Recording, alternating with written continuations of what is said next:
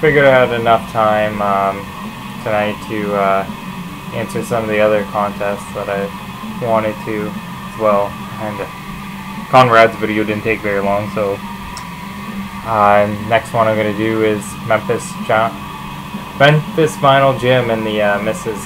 contest for May. 300 plus subscribers, I think that's what it's called.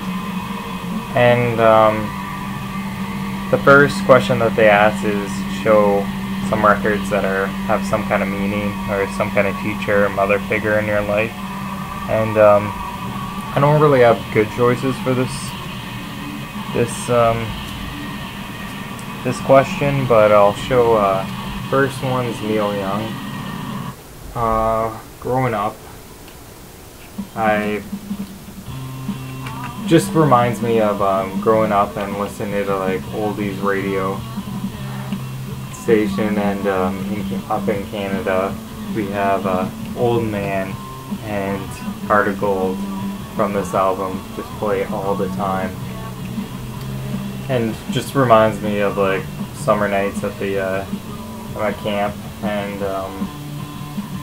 where we'd have the radio playing all day and stuff, and you'd hear that one of those songs like probably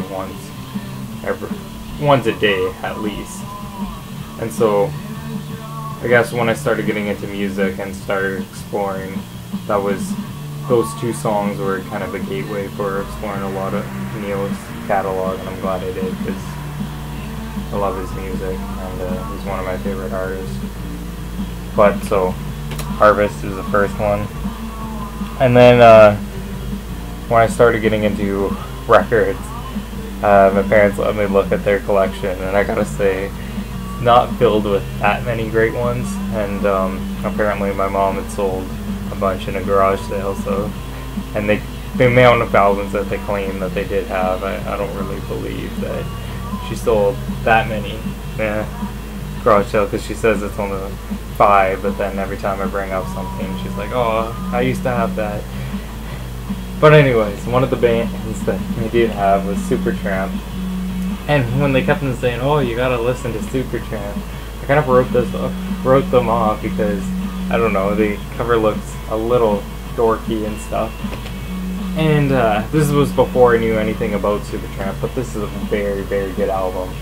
And I'm not even that big of a fan of prog music, but I really like this album. And Supertramp's lost a lot of their cool. I think a lot of people pass on this album just because they don't think they're any good. But this is a very strong album and pretty fun, and I like it a lot. Next up, I guess the world music question. Like a lot of other people, I don't really have a lot of world music in my collection. I don't really have anything to consider, so I show an album that I've already showed before in my Jazz Favorites video, but Pharoah Sanders, Deaf, Dumb, and Blind. It's just because of the he does such a this album's so heavily influenced by African percussion, stuff like that, so it's kind of world music, in a sense. And the other is Peter Gabriel's soundtrack for The Passion, or I think the album's called Passion. Yeah, for music for The Last Temptation of Christ, Martin Scorsese's film.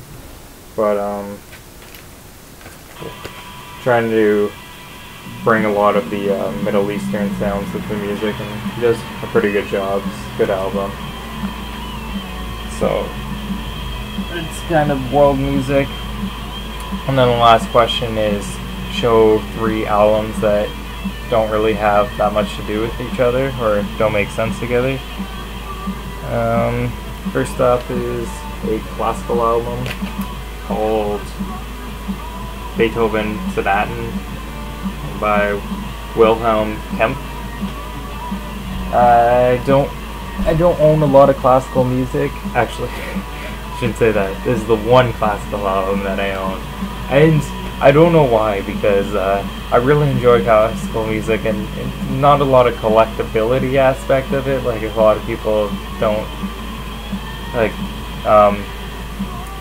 don't regard, or anyways, classical albums aren't sought after a lot, and so you can pick them up pretty cheap. And I don't know why I don't, because they're really great, and I do enjoy classical music quite a bit. So, point being is, I saw this at a garage sale last summer, and I think it was only $1, and I like Beethoven. So I looked at the track listing just to see at the back if I recognized any songs, and it's all sonatas. And the second one is Moonlight Sonata, and I knew that. I was quite familiar with that one. Really enjoy that song, so I figured good start for my classical collection, which hasn't been built up since. Next up,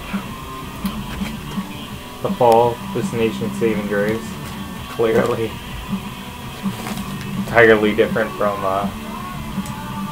Beethoven sonatas, but yeah, I'm big. Really like The Fall a lot. Marcus Smith's vocals are really unique, and yeah, great album, but doesn't really have anything to do with classical music. And last up is Steve Allen, Soulful Brass, and I guess oh yeah, playing the great, plays the hits famous by the great dance bands. So I guess this is jazz, of course, so I guess there's somewhat of a connection with classical music, but not really. And yeah, for the reason why I own this question, and the reason that I own the first two, well, I'll explain that. First classical album was cheap, and I want to get some more classical, so that's the reason I own that one. The Fall, Destination Saving Grace, because I really like The Fall's music, and post-punk's actually one of my favorite genres. Very, very favorite genres. And this last one is because I'm such a big fan of the label, and I don't really do that ever, but I just really wanted something before I owned anything on Flying Dutchman. I bought this record because of again, it was really cheap, and look how, like, I love those that heavy gloss on the these original, like, jazz pressings, and nice gatefold. So nothing great. He plays like Cherokee, which is Charlie Barnett's song, Begin the Beguine, Artie Shaw, Take the A Train, Duke Ellington.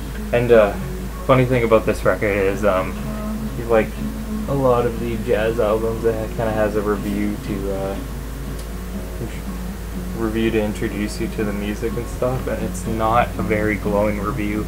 It says he's not trying to be one of the jazz greats, or it's not shooting to be in the Jazz Hall of Fame, and like, you shouldn't have high or it doesn't say this part that I'm saying, but like, setting you up saying, oh, you shouldn't have high expectation.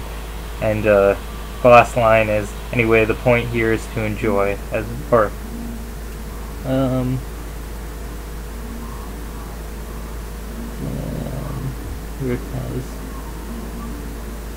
yeah, the performance does hardly call for an analytic explanation, because the intent is not to seize your intellect, but rather to energize yourself, and so just to enjoy. That don't expect a lot, I guess.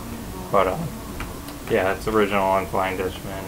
I really love the label. I have a couple more since that, but So that was it. 3 questions asked. Really love your videos, Memphis Final Gym and the Misses, and hopefully you enjoyed my response. Thank you guys a lot.